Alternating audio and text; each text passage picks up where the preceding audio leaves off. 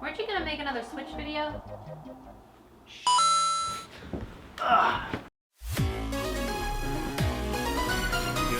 Hey, what's up? It's Justin with TZR. Now, I'll tell you what, guys, it's been a few days since the Switch came out, and I'll be honest, I recorded my whole process of getting it, and I had this great idea for a video of me going to Best Buy and to GameStop, picking up my games, picking up the system, and then I actually brought it home to do like a proper unboxing video, which I have all the footage of. That's more expensive than like an Xbox remote. Awesome. It's for a year. Oh, thank you. How's it going? We did it, everybody. We got the console. Let's go back and open this. Ooh, okay. And there it is. That's the console, man. But I'll be honest, I didn't end up editing it or posting it because I have spent way too much time playing this freaking console, man.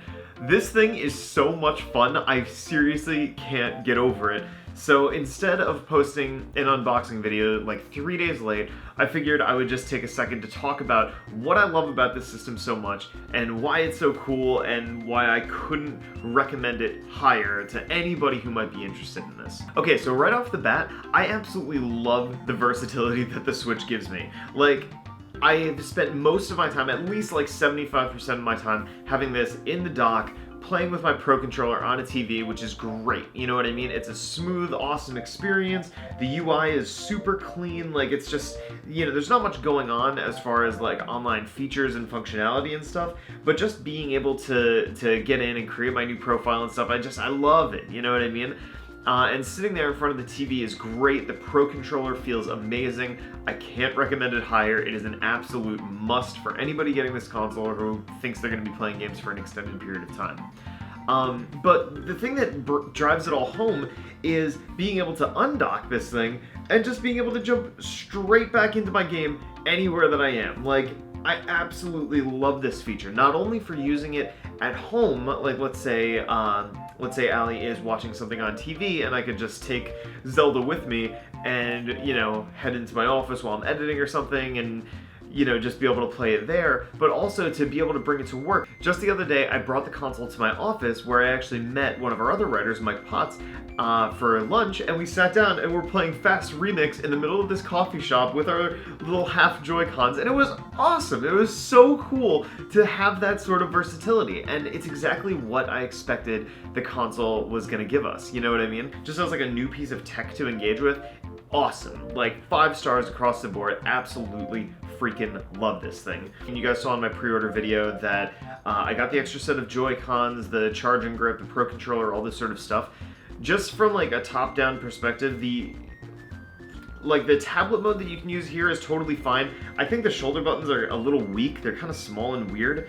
And it's kind of strange going like vertically to get to the sticks. Like, it's totally functional. Like, you can absolutely use it in tablet mode comfortably and, you know, do what you have to do. And it kind of mimics that feeling when you're using a like grip, like charging grip or the comfort grip as well. But by far the best way to play it is, like I said, on the Pro Controller. It's a proper, real controller. It feels perfect.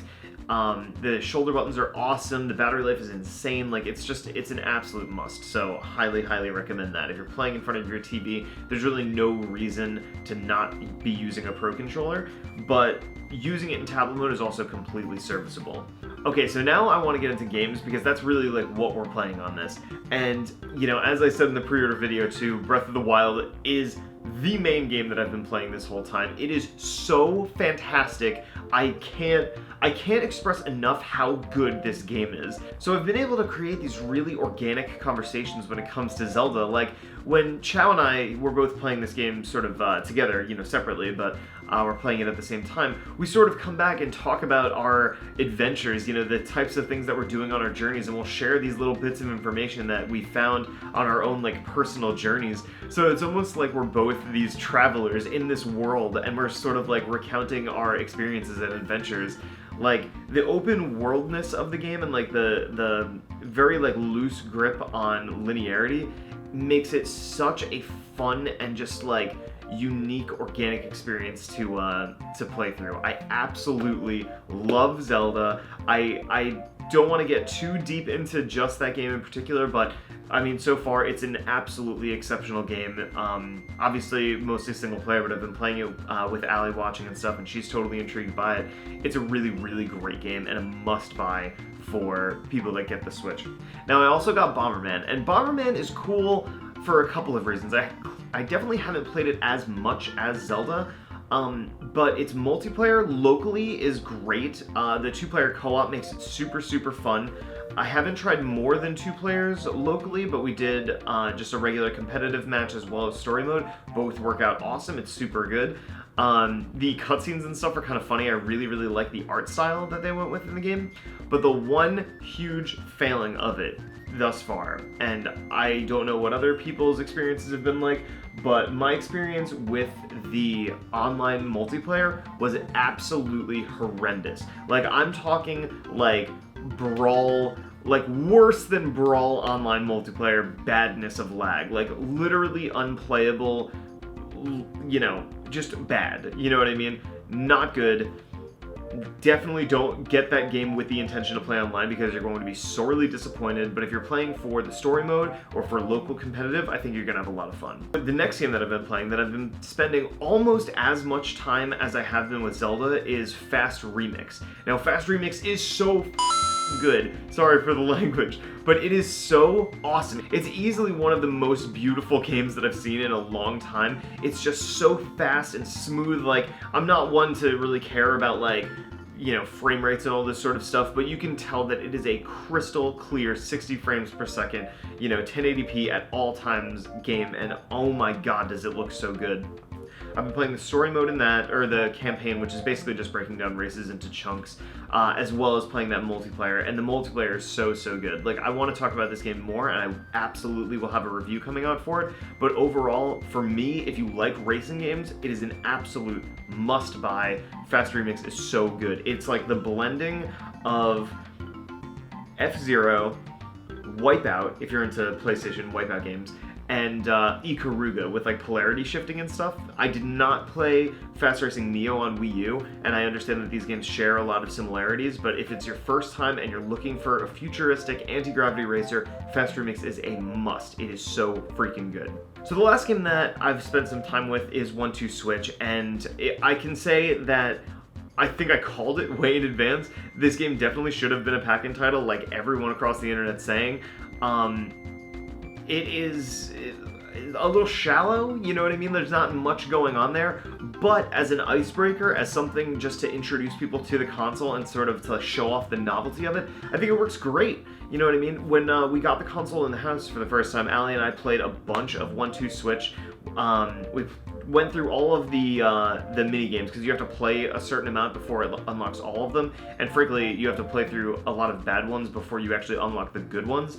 And there's some clear winners and losers when it comes to it. But when I say that it's shallow, it's like the games themselves are obviously like these short segment little things, but there's really no structure to the overall game. It literally, like, once you turn it on, it's literally just a selection of what game do you want to play, you click that game, and then you play it. So I think in a party kind of atmosphere, like a very sort of like casual, we're just messing around with this kind of thing, I think it's great. But overall, not the most depthy experience, not something that I could highly recommend to everybody. If you play games with a circle of friends and at least one of your friends has this game, then you're going to get plenty of use out of it. It's not something that everybody needs to play right away. So I've talked about all the reasons why I love this system and why I'm having so much fun with it. And I know that there's a couple of complaints online about, you know, worrying about the screen scratching on the dock, which I honestly am personally pretty worried about. I do not have a screen protector on it yet, like I said in my pre-order video, but I will absolutely be getting one. There's actually one in the mail on its way to me because I do not want anything to happen to this system. But as far as other negatives, I mean, I haven't really experienced any yet. Like I said, I've brought it out with me mobily and played, you know, just played it out in the world with people, but I haven't had a problem with battery life at all. It hasn't been a serious issue. I have a 4-hour car trip coming up to PAX East in Boston, so that will probably be the first major test of its battery life. but so far, no problems at all. As far as like controller sync issues, I know a lot of people are having problems with the left Joy-Con. Has not been an issue even once for me. I know they released a patch when the system first came out, and like I said, it's never even been an issue even one time for me, so it's, you know, it hasn't been an issue at all. So I can't really speak to the validity of people's arguments for that. It just hasn't affected me. The only thing that I would probably say is a little like weird, and maybe it's just because I haven't been using the console for very long, is the ordering and re-changing the controller setups every time you dock the system. So there will be games that will switch from me using the Pro Controller to me wanting to go multiplayer with the half Joy-Cons to one that I'll want to go multiplayer with 2 controllers, and you have to reorder them each time, and most games when you start them will ask you to like hit the shoulder buttons for the main controller that you're using. But if you're changing it midway through, like Fast Remix, right? So if I'm playing Fast Remix, I'm using the Pro Controller, but then let's say Allie comes down, she wants to sit, or she wants to play a game with me, you know, then we'll use like the half Joy-Cons or whatever, split those up, and then we have to go through this whole process of like re-syncing the controllers in the main menu, which isn't hard and it doesn't take very much time, but it's just not the cleanest way to do it. So I wouldn't say that it's a massive problem, it's just something that I've encountered that I thought was worth mentioning. So that's about it, you guys. This was just a quick overview of the Switch so far, and just a check-in with me, because I know I was hyping this up like crazy before it first came out, and now I just wanted to take a second to talk about my experience with it so far. And so far, I freaking love this thing. I can't wait until more content comes out on it, but I'm really not that worried. I've been playing more Zelda than I would care to admit, but you know, the system's just great. It's a really, really fun, awesome system. If you have the opportunity to get one, I would say do it.